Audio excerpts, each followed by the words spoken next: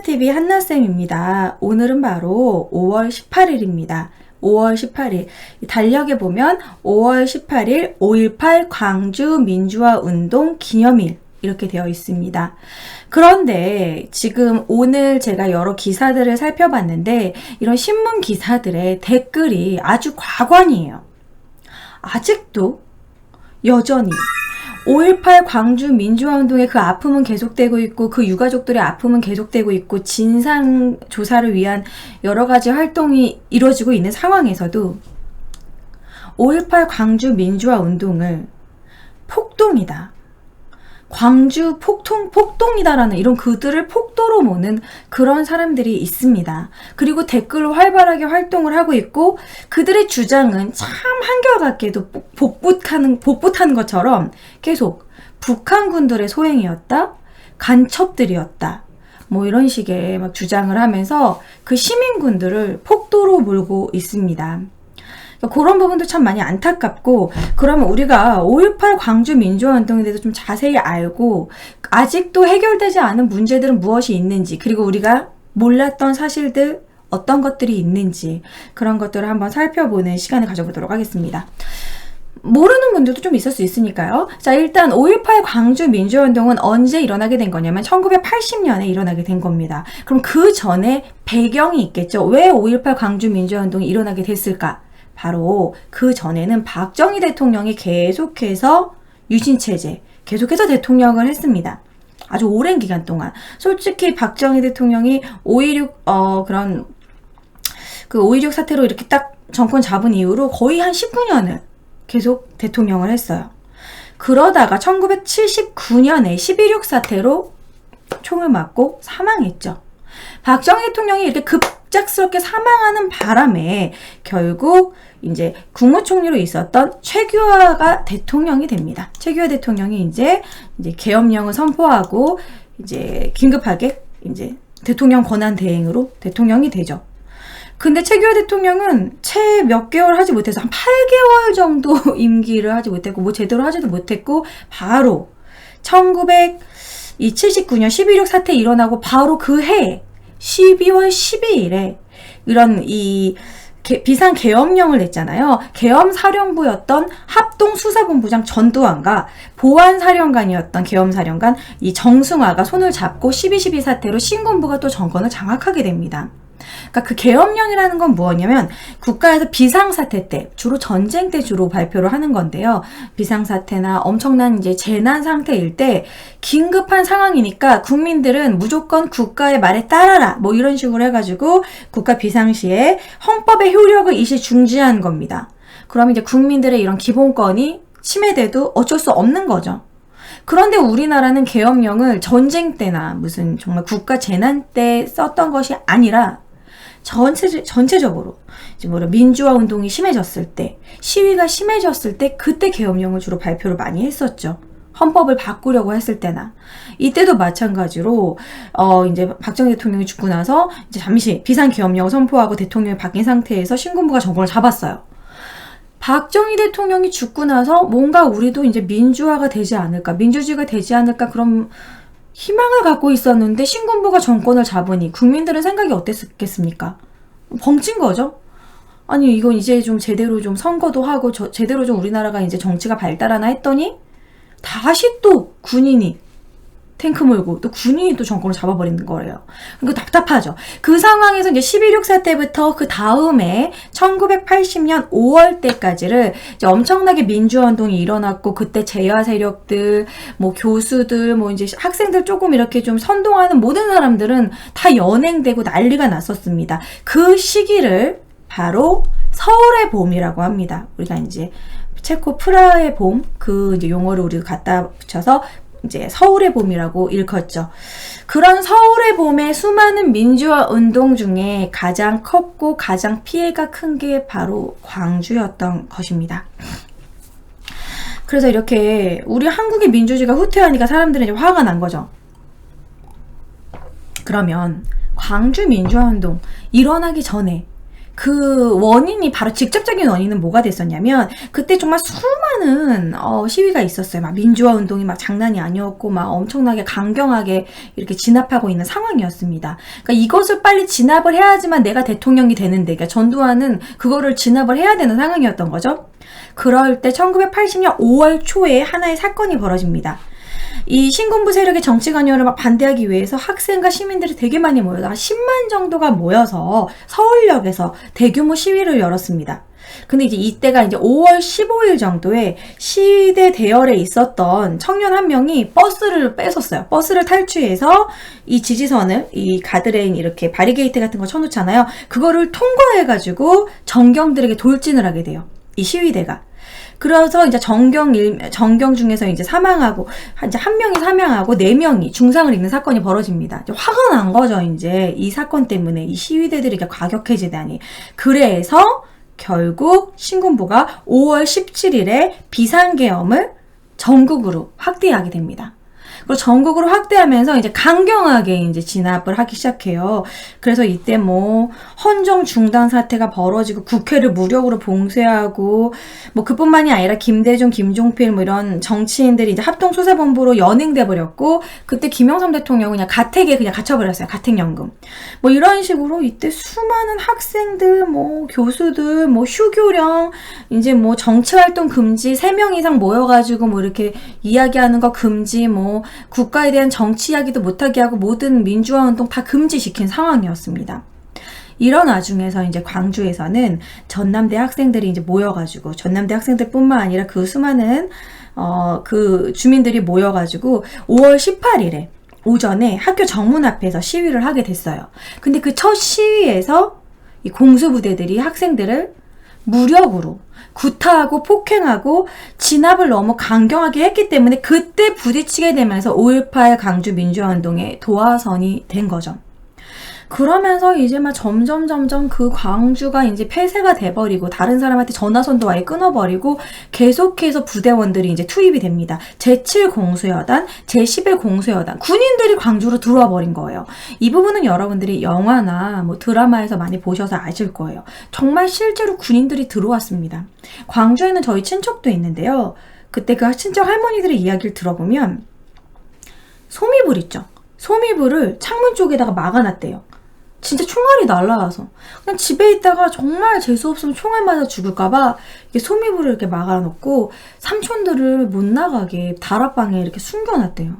자꾸 시위하러 나가려고 하니까. 그래도 나간 삼촌들도 있었지만 일부러 이제 첫째는 일부러 숨겨놨대요. 괜히 나가면 죽는다 막 이런 식으로. 그럴 정도로 그냥 민간인들도 피해가 심했다라는 거고, 그냥 집에도 총알이 막 이렇게 날라오고 정말 전쟁이었다라는 거예요. 전쟁 난 줄 알았대요. 좀 나이 드신 분들이나 그런 분들은 갑자기 이게 무슨 일이지? 그래서 전쟁이 난 줄 알았다. 그러니까 정말 뜬금없이 그런 일이 벌어진 겁니다. 그런데 이러한 상황에 이제 중앙정보부에서는 어떤 식으로 이제 일을 꾸미냐면, 일본 내각조사실의 첩보를 토대로 5월 10일 때 대북 그런 특이 동향을 경고하는 보고서, 북괴 남침서를 받아들이고, 이 광주에서 있었던 일을 북괴 남침서, 이제 간첩들이 일으킨 폭동이다, 이런 식으로 조작을 합니다. 근데 이것이 정확한 근거가 없는 게, 실제로 이제 미국에서도 그 5월 13일에 존 위컴이 이 북괴 남침설이라는 그러한 보고서를 받았는데, 미국에서도 그냥 전두환이 청와대 주인이 되기 위해서 그냥 홀린 그냥 구실에 불과하다, 그렇게 처리를 해버렸고, 실제로 이러한 그 당시 일본 내각조사실 한반도 이 담당 반장이 실제로 그러한 첩보를 받은 적이 한 번도 없고 그런 내용을 자신은 말한 적이 없다라고 증언을 했어요. 이거는 도대체 이 북괴 남침설은 근거가 도대체 어딘지 알 수가 없다라는 겁니다. 정확한 근거가 없어요. 이 북괴 남침설은 뭐냐면, 이거 나중에 이제 그걸 주장하는 사람들의 이야기는 조금 이따 뒤에서 하도록 할게요. 일단은 그렇게 조작을 하기 시작했고 계속해서 군인들이 이제 들어오게 됩니다. 그러면 우리가 이런 생각을 해볼 수 있겠죠. 같은 한국 사람이잖아. 같은 민족인데 어떻게 그렇게 광주 시민들을 공봉으로 때리고 어떻게 이렇게 과격하게 진압할 수 있었을까? 같은 시민끼리, 같은 국민끼리 그게 말이 되나? 우리가 그러한 의혹을 제시할 수 있겠죠. 요즘 사람들이 그렇게 생각을 해요. 아무리 군인이 일반 시민들을 죽였겠냐. 그들이 간첩 활동을 했고 그들이 먼저 이렇게 과격하게 했기 때문에 진압한 거다. 그렇게 주장하는 분들도 있어요. 하지만 이 이제 실제 증거적으로 제가 말씀을 드린다면 이렇게 강하게 무력 진압을 한 것은 그들이 이미 투입하기 전에 충정훈련을 받았기 때문입니다. 충정훈련이란 건 뭐냐면 원래 군인들은 전쟁을 대비하는 거잖아요. 근데 그때 당시 군인들은 이러한 시위대랑 이렇게 시위대를 진압하는 과정에 투입하기 전에 높은 강도의 충정훈련을 받습니다. 충정훈련이라는 건 뭐냐면 시위대를 진압하기 위해 실시하는 그런 진압훈련이 따로 있는 거예요. 이렇게 막 전쟁, 뭐 이렇게 막 참호를 만들어서 총을 쏘고 그런 게 아니라 시위대를 곤봉으로 어떻게 때리고 어떻게 진압하고 어떻게 진영을 짜고 그런 거를 아예 미리 강도 높게 훈련을 받고 투입이 됐다라는 거죠. 실제로 많은 공수대원들의 그런 증언을 들어보면은요, 1980년 초반부터 이전보다 훨씬 더 강도 높은 충정훈련을 군대에서 받았고, 부대에서 퇴근도 못하고 끊임없이 충정훈련을 받았다고 이렇게 증언을 했습니다. 이미 80년대 초부터 신군부는 그러한 훈련을 이미 준비를 했고, 이렇게 진압하려고 준비되어 있었다라는 거죠. 이런 시위대들을 그냥 과격하게 무력 진압을 하려고 준비를 하고 있었던 상황인 겁니다. 그리고 왜 이렇게 광주 시민들과 계엄군들이 이렇게 과격한 몸싸움이 도대체 왜 벌어진 걸까? 이거는 이제 뭐 그렇게 전남대에서 이제 몸싸움이 벌어졌다 뭐 그런 걸로 얘기할 수 있겠지만 구체적으로 얘기를 한다면 이렇게 진압을 할 때 두 가지가 있습니다. 이제 해산하세요. 해산하세요. 이제 시위하지 마세요. 이렇게 진압하는 게 있고, 두 번째는 강경하게 체포하는 게 있습니다. 하지만 광주에 진압된 이런 이 공수부대원들은 체포 위주의 명령을 받았기 때문이에요. 이 체포 위주의 명령은 뭐냐면 한 명 한 명 이 불순분자들을 한 명씩 다 체포하고 최후의 1인까지 추격해서 타격하고 체포해라. 이렇게 명령을 받은 거예요. 그러면 그냥 이렇게 시위하던 사람들이 먼저 때리고 갑자기 자기를 연행해가고 자기의 친구를 연행해가고 가족을 연행해가는데 가만히 있을 사람들이 누가 있겠습니까? 그러니까 점점점 과격해진 거죠. 이렇게 추격하고 체포하고 결국 이런 명령을 내린 사람은 바로 누구냐면 황영시입니다. 황영시는 전두환의 오른팔로 발표 명령을 황영시가 내렸다라는, 이 배후는 전두환밖에 없다. 이런 식의 JTBC에서 이제 손석희 앵커의 이러한 보도가 있었는데요. 실제로 이제 보도가 작년에 된 부분입니다. 5.18 진상조사에서 사건의 핵심을 밝혀내지 못한 거 확인하기 위해서 이제 여러 가지 검찰 수사 기록을 입수해서 분석했을 때 신군부의 핵심 인사였던 황영시 육군 참모차장이 헬기 동원을 지시했고 광주에 투입된 지휘관들은 황 씨의 지시가 사실상 발표 명령이었다고 진술했다라는 겁니다. 군인이 발포 명령이 없이 자위권으로 총을 쏠 수가 있습니까? 이때 이제 사람들이 주장하는 거는 이제 과격해지다 보니까 군인들이 자위권에 의해서 스스로 화가 나서 총을 쐈다 이렇게 주장을 하는데 그럴 수 없습니다. 발표 명령이 있었기 때문에 쏜 거죠. 실탄을 일단 줬다는 소리입니다. 실탄을 주지 않고 발표하지 않았으면 일단 그 총알의 실탄도 장전하지 않았겠죠. 아무튼 이런 부분이 이제 밝혀졌고요. 그리고 이뿐만이 아니라 이제 5월 21일에 이제 광주에서 그런 민주화운동이 일어나니까 5월 21일 계엄사령관 이휘성은 이런 식으로 전체 담화문을 발표합니다. 시민들에게 그들이 불순분자고 혹은 이제 북괴의 그런 계략이다 뭐 이런 식으로 주장을 하는 거죠. 어떻게 발표를 했냐면 오늘의 엄청난 사태로 확산된 것은 상당수의 타지역 불순 인물 및 고첩은 이제 고정 간첩을 얘기합니다. 고첩들의 사태를 극한적인 상태로 유도하기 위하여 여러분들의 고장이 잠입, 터무니없는 악성 유언비어의 유포와 공공시설 파괴 및 방화, 장비 및 재산 약탈 행위 등을 통하여 계획적으로 지역 감정을 자극, 선동하고 난동 행위를 선도한 데 기인한 것이다 라고 담화문을 발표했고 신문들은 그렇게 보도를 했어요. 서울이나 광주 주변의 다른 지역 사람들은 진짜 광주에서 진짜 간첩들이 난리를 친다던가 광주에 이런 불순분자들이 난리를 친 거로 그렇게 알고 있었습니다.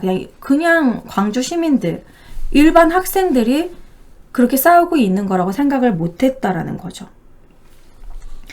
그때 당시에 계엄군들이 학생들에게 했던 부분은 많은 사진으로 남아 있습니다. 여러분들이 뭐 구글을 통해서 이렇게 검색해보면 참 많은 것들을 볼 수 있는데요.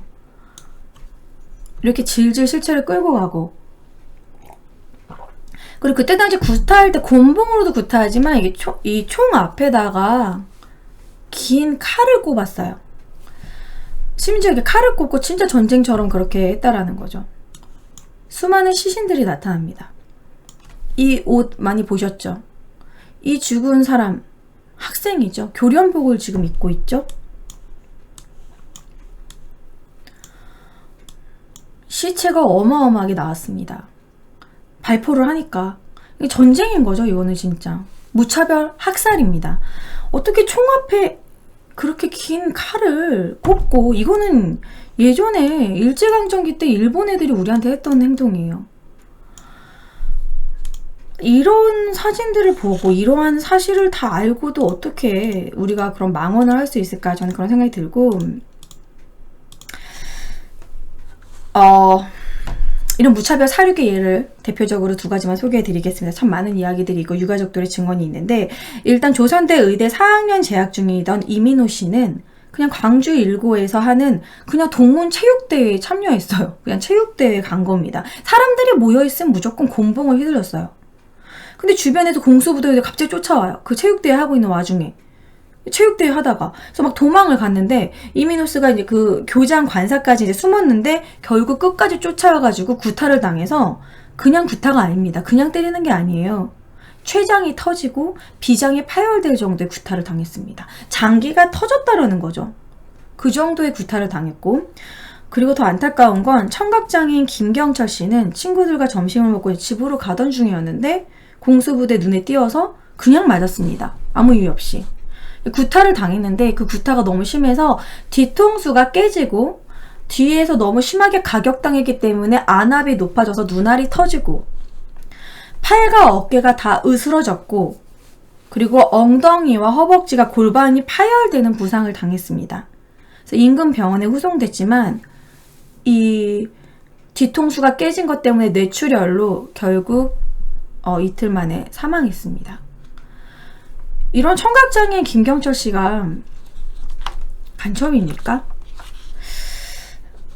어쨌든 이렇게 광주 민주화운동은 점점 가격화됐고, 시민군들도 역시 가만히 있을 수 없었기 때문에 결국 무기고를 이제 탈취해서 무기로 무장을 했고, 정말 시민군과 계엄군 간에 그냥 이렇게 전쟁이 벌어진 거죠. 결국은 이제 5월 27일 새벽에 계엄군이 엄청나게 강력한 충정작전을 개시해서 전남도청을 모두 점령해버렸고, 결국 마지막 시민군들은 거의 전남도청에서 죽었습니다. 이런 관련된 영화들이 많이 남아있어요. 화려한 휴가, 뭐 꽃잎, 그리고 강풀의 26년 웹툰으로도 있고 영화로도 있고, 그리고 심지어 강풀의 26년은 그 영화를 만드는데 아무도 협찬해주지 않고 아무도 지원해주지 않아서 시민들의 모금을 통해서 만들어진 영화입니다. 왜 거기에 이렇게 영화를 제작하는데 협찬하지 않고 지원하지 않았을까요? 그뿐만이 아니라 최근에 이제 송강호 씨가 나온 택시 운전사도 있었죠. 이 택시 운전사를 통해서 또 이게 그나마 흥행했기 때문에 많은 사람들이 광주 민주화 운동에 대해서 이제 관심을 가졌던 것 같습니다. 어쨌든 광주 민주화 운동은 우리가 지금도 계속해서 진상 규명을 하고 있지만 2000년 당시 기준으로 확인된 피해자는요, 사망 218명, 행방불명자 363명, 상이자 5088명, 기타 1520명으로 총 7200명이 피해를 입었고, 지금 행방불명된 사람들을 찾기 위해서 지금 안매장된 부분을 끊임없이 그 유골을 찾기 위해서 지금 계속 발굴하고 있는 중입니다. 이것은 이제 여러 가지 문서가 지금 나오고 있는데요. 미국 기밀 문서에서 집단 발포에 배우는 전두환이라는 이것이 모두 전두환의 게임 플랜이라고 분석한 미 국방정보국 DIA의 1980년 6월 4일 기밀문서가 실제로 남아 있습니다. 이 전두환이 5.18의 배우라는 거는 미국에서도 인정한 부분이에요. 그리고 중요한 건 우리나라에서 광주 민주화 운동으로 용어도 결정 났고, 원래는 광주 사태 뭐 이런 식으로 말했었는데 민주화 운동으로 인정했고, 그 유가족들에게 이제 보상을 해주고, 이게 헌법으로 우리가 다 법정으로 우리가 국가에서 결정난 부분입니다. 그리고 이게 만약에 아니라면, 이걸 아니라고 주장하는 분들은 그러면은 국제적으로 세계에서는 이걸 왜 유네스코 기록문화재로 결정을 했겠어요? 그럼 유네스코 그런 데가 그렇게 허투루 결정을 하겠습니까? 어쨌든 이런 부분에서 이 전두환의 개입이 있었다. 이 실탄을 누가 줬고 발포 명령을 누가 했냐, 이걸 가지고 아직도 많이 얘기가 많은데, 5월 20일 밤에 밤 10시 30분 제3공수여단이 장병들에게 실탄을 지급을 했고 광주역에서 시민을 향해 처음으로 총을 쐈습니다. 근데 그 부분에서 이 실제로 실탄을 발표를 했던 그 사람이 이제 그 인터뷰를 했어요. 이제 허정한 씨가 인터뷰를 했습니다. 이제 이분은 원래는 진짜 그냥 계엄군 쪽에 있었던 사람이었어요. 근데 이제 커밍아웃을 했고 잘못을 뉘우치고 이제 이렇게 인터뷰를 한 사람인데, 군은 명령에 의해서만 실탄을 지급을 하고, 실탄 지급은 발포를 위한 예비 동작이다. 발포할 의도가 있었다는 뜻이다. 그리고 평화시의 민간인을 향해 이렇게 자위권 발동한 건 말이 안 되고, 이거는 발포 명령이 있지 않으면 있을 수 없는 일이었다. 자위권 발동이라는 건 말도 안 된다라고 주장을 합니다. 근데 이뿐만이 아닙니다. 저는 이 부분은 이번에 준비를 하면서 사실 헬기 사격의 부분은 처음 알았는데요. 그냥 발포만 있었던 게 아닙니다, 여러분. 헬기 사격까지 있었어요. 이거는 뭐 진짜 무차별 학살이란 소리예요. 하늘에서 헬기 사격을 했다라는 거. 이거는 그것을 목격한 사람이 있습니다. 피터슨 목사라고 광주에서 이제 선교 활동을 했던 목사인데요. 1976년부터 1981년까지 광주에서 머물면서 선교 활동을 했는데, 그의 자식들은 그때 그 광주 상황을 아직도 잊지 못하고 있고, 그 뒤로 큰 트라우마가 남았대요. 베란다 쪽에 나갔을 때 정말 헬기가 떠가지고 헬기가 사격하고 있는 걸 눈으로 목격했고, 그 주변에 사람들이 총알을 맞고 인근 병원으로 후송하는 것까지 봤다고 합니다. 근데 그것을 증언을 보고 우리가 말도 안 된다. 전두환 대통령, 그때 전 대통령도 말도 안 된다고 주장을 했는데, 실제로 결국 국방부에서 헬기 사격을 공식 인정했습니다. 이 친필수기에 있는 것 때문에 사람들이 조사를 했고, 근데 실제로 전투기 조종사로 근무했던 김모 씨가 이 전체 출격 대기 명령이 내려졌다고 말을 했고, 결국 국방부 장관에게 특별조사를 지시했고, 국방부는 5.18 특별조사위원회를 구성을 했고, 국방부에서 헬기 사격을 공식 인정했습니다. 여러분, 헬기 사격은 진짜 이게 너무한 거 아닙니까? 어떻게 그냥 시민들을, 헬기 사격이면은 그 멀리서 그 사람이 어린아이인지 여잔지 그냥 민간인인지 그냥 시위에 가담하지 않은 사람인지 아무 생각 없이 걷는 사람인지 어떻게 알아요? 그냥 무차별 폭격을 했다는 거예요. 광주에 씨를 말리려고 했던 거죠. 저는 헬기 사격 부분이 너무 화가 났고, 이때 당시 전투조종사의 증언입니다. 김모 씨. 당시에 나왔던 게 이북에서 선동해서, 나도 그 당시에는 광주가 폭동으로 그렇게 알고 있었으니까 나도 쳐죽일 놈이라고 생각을 하고, 그렇게 조종사로서 자기가 이제 헬기가 나갔다라고 얘기를 합니다. 그러니까 이때 당시 사람들은 다 그렇게 알고 있었던 거죠. 정말 안타까운 부분입니다. 그뿐만이 아닙니다. 요즘에 또 미투가 엄청나게 지금 화제가 되고 있잖아요. 그때 당시 광주 민주화 운동에서 이제 시민들은 도청으로, 전남도청으로 모여달라고 이렇게 방송도 하고 거리 방송을 했던 여성들이 있었고, 정말 다수의 여성들도 시위에 가담을 했습니다. 그 여성들이 38년 만에 미투를 했습니다. 5.18 민주유공자로 인정받은 김선옥 씨는요, 계엄사령부 수사관들에게 그냥 지나가다가 정말 고문당하고 계속 끊임없이 구타당하다가 마지막에 석방하기 바로 전날 뜬금 비빔밥을 식당에서 사주더래요. 그래서 그 햇빛과 진짜 얼마 만에 먹어보는 밥이 너무 고마웠었는데, 밥을 그렇게 든든히 먹이더니 인근 여관으로 데려가서 3-4명이 동시에 성폭행을 했다고 합니다. 그리고 그녀의 삶은 완전히 무너졌고, 어머니도 그 사실을 알고 돌아가셨고, 그 뒤로 막 진짜 인생 막 살다가 그냥 딸을 얻어서 그냥 딸만 보고 살아왔고 지금도 군인이 나오는 영화를 무서워서 못 본대요. 그뿐만이 아니라 그때 당시 또 집단 성폭행을 당한 여고생이 스님이 됐다는 그런 증언도 있고 군인들이 이 여성들을 야산으로 끌고 가서 성폭행했다는 모든 진술들이 있습니다. 진술만 있는 게 아닙니다. 이거 좀 다소 잔인하지만 검시 조서도 남아 있습니다. 여기 자세히 보면은요. 여성의 나이는 19세고요. 여성의 다친 부분을 이제 그 사인을 보면 좌우 유방부의 자창, 칼로 가슴을 도려내고 이 골반 부분에 총을 수차례 쏴서 우측 흉부, 하악부, 골반부, 대퇴부에 관통 총상이 있습니다. 그냥 여성을 그냥 죽인 것도 아니고 가슴을 도려내서 죽이고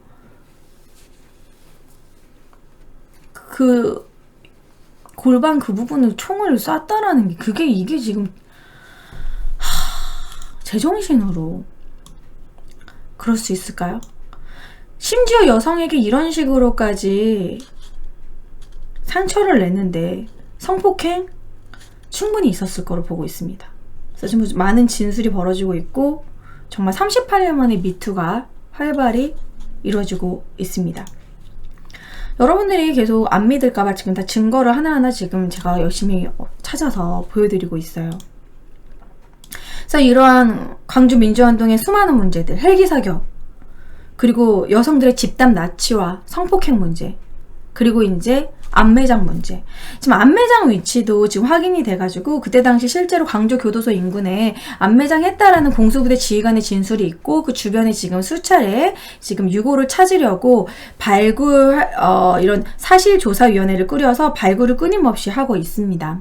그런데 참 웃기게도 발굴을 했는데 유골이 나오지 않았다. 거봐라. 아니다. 이렇게 주장하는 분들이 있는데 발굴해서 유골을 찾는 게 쉽나요? 그러면 안중근 의사 유해도 바로 찾았어야죠. 이렇게 그 어디에 딱 안매장 했다라고 문서가 확실하게 있고 딱 장소를 알지 않는 상황에서의 유골을 찾는 건 정말 힘든 일입니다. 앞으로 빨리 성과가 있었으면 좋겠네요. 유골이 나와줘야지. 계속 유골 안 나왔잖아. 거봐. 광주는 폭동이야. 주장하는 사람들이 딱 바로 입을 다물 수 있을 텐데 말이죠. 자, 그러면 저는 이제 정말 너무 걱정이 되는 게 이런 진짜 5.18 광주 민주화 운동, 이 계엄군들이 정말 탱크 몰고 광주에 내려왔어요. 전쟁이에요, 이거는. 그럼 여러분 봐봐요. 그냥 우리 부모님이랑 이렇게 있다가 탱크 몰고 와가지고 우리 부모가 죽고 자식이 죽고 친구가 죽었는데 도지 않겠습니까? 시민군들도 당연히 열받아서 무기로 무장하고 싸우겠죠. 살아야 되니까. 그런데 시민들이 그 총칼을 가지고 있는 것만으로 뭐 곤봉을 쥐는 것 자체가 북한 사람이다. 어떻게 시민들이 그렇게 총을 잘 쏘냐? 뭐 여러 가지 그런 것을 주장을 하면서 시민들은 북한에서 내려온 간첩으로 보고 있고 북괴의 폭동으로 보는 사람들이 있습니다. 너무나 진지하게 그렇게 주장을 해요. 그걸 대표적으로 주장하는 사람은 대표적으로 지만원 씨죠. 네. 저는 망원 제족이라고 말하고 싶네요. 이 지만원 씨는 이런 얘기도 했어요. 위안부 문제에 대한 망언도 했었습니다. 그리고 한국은 일본한테 먹힐만 했다. 그리고 일본 때문에 우리가 근대화가 오히려 더 근대화가 앞장서가 되고 일본을 통해서 우리가 뭐 산업이 발달했다고 주장했던 분이기도 하죠. 그 영상은 모두 다 과거 영상들은 찾아보시면 다 있습니다. 유튜브에 다 있어요.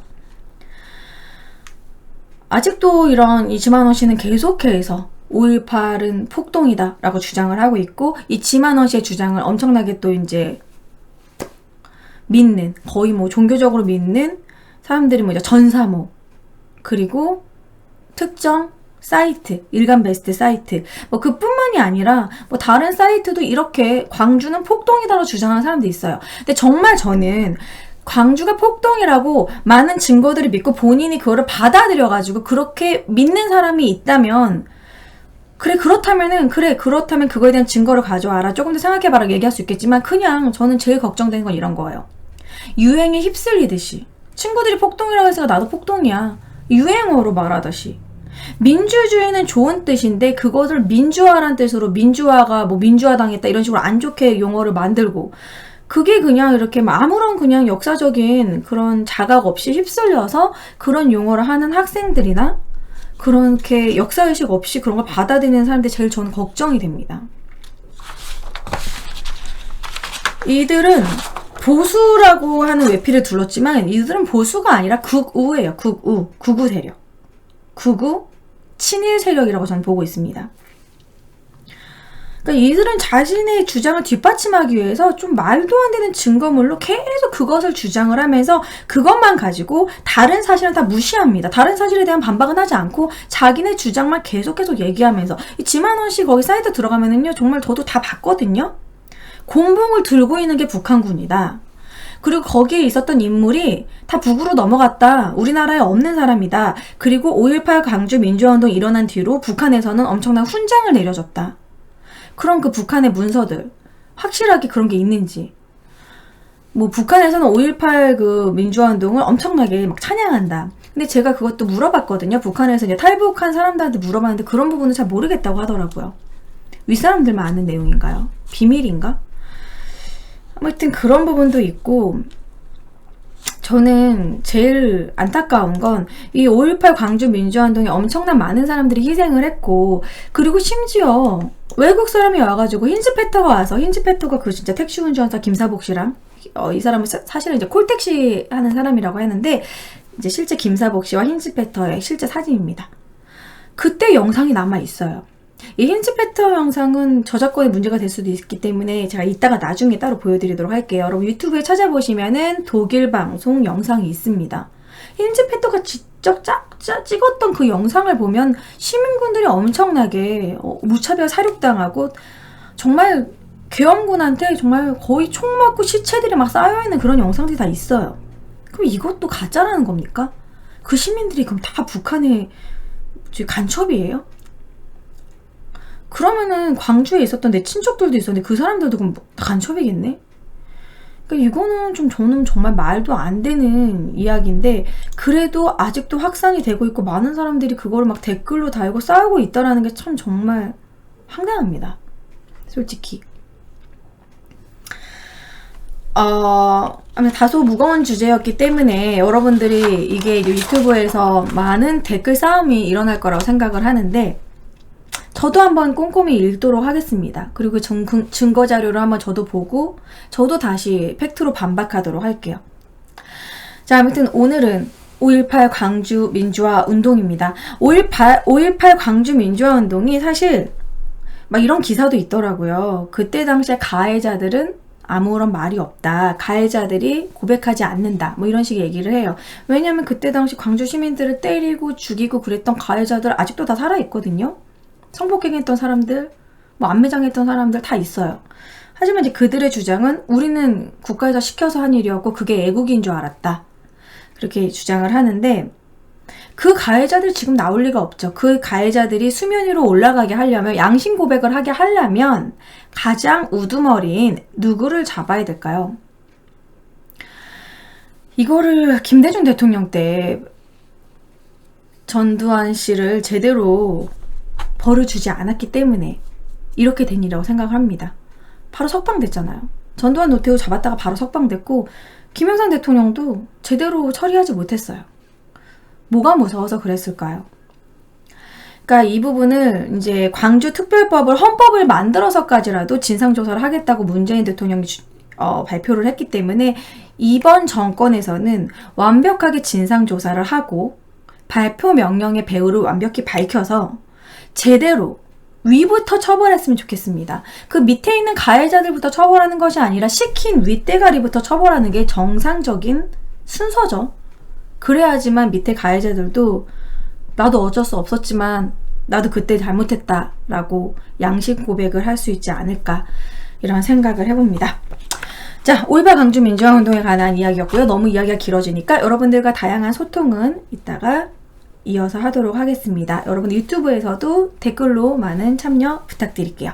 자, 수고하셨고요. 다음 시간에도 유익한 역사 주제로 찾아뵙도록 하겠습니다. 안녕.